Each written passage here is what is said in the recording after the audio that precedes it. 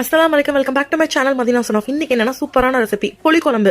அதாவது செஞ்சு ஸ்டோர் பண்ணி வைக்கிற அளவுக்கு நான் சொல்றேன். ஸோ இதை கண்டிப்பாக நோட் பண்ணி வச்சுக்கோங்க, எல்லாருக்கும் ரொம்ப யூஸ்ஃபுல்லாக இருக்கும். இது 2லேருந்து 3 வாரம் வரைக்கும் வச்சு யூஸ் பண்ணலாம். ஸோ ஒரு கடாய் எடுத்துக்கோங்க, அதில் வந்து 3 ஸ்பூன் நல்லெண்ணெய் ஆட் பண்ணணும். ஸோ ஜீரகம் 1 ஸ்பூனு, வெந்தயம் 1/4 டீஸ்பூனு, கருவேப்பிலை 1 கொத்து ஆட் பண்ணிட்டு, அப்புறமா 10லேருந்து 15 பல்லு பூண்டு நல்லா வாஷ் பண்ணி அதையும் ஆட் பண்ணிக்கோங்க. இது நல்லா கோல்டன் ப்ரௌன் வரட்டும்.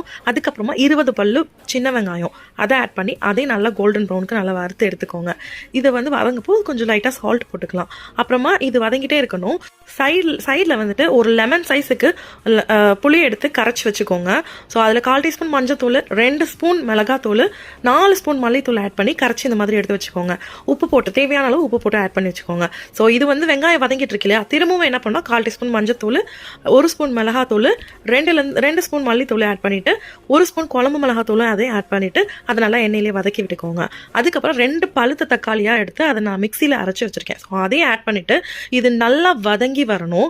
எப்படி வரணும்னா நல்லா ஒரு தொக்கு மாதிரி வந்து நல்லா எண்ணெயெல்லாம் பிரிஞ்சு வெளியில் வர மாதிரி அந்த அளவுக்கு நல்லா வதங்கி இந்த மாதிரி சுருங்கி வந்துடணும். ஸோ இப்போ வந்து நம்ம அந்த கரைச்சி வச்சிருக்கோம் புளி இருக்கு இல்லையா, புளி தண்ணி அதை அப்படியே ஊற்றிக்கோங்க. இது வந்து அப்படியே நல்லா கொதிக்கணும். கொதிச்சு பச்சை வாசம் போய் எண்ணெய் பிரிஞ்சு வெளியில் வரணும். அந்த அளவுக்கு கொதிக்கணும். அப்போ தான் நம்ம இதை ஸ்டோர் பண்ணி வைக்கும் போது ரொம்ப நாளைக்கு இருக்கும்.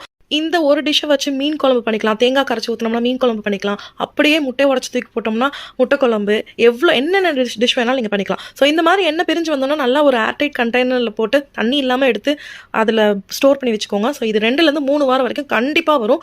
பேச்சுலர்ஸ்க்கு இது செம்மையான ரெசிபி. கண்டிப்பாக இதை சேவ் பண்ணி வச்சுட்டு நீங்களும் ட்ரை பண்ணுங்கள். ஸோ இந்த மாதிரி ரெசிபிக்கு என்னை ஃபாலோ பண்ணிக்கோங்க, சப்ஸ்கிரைப் பண்ணுங்கள், ஷேர் பண்ணுங்கள், கமெண்ட் பண்ணுங்கள். அஸ்ஸலாமு அலைக்கும்.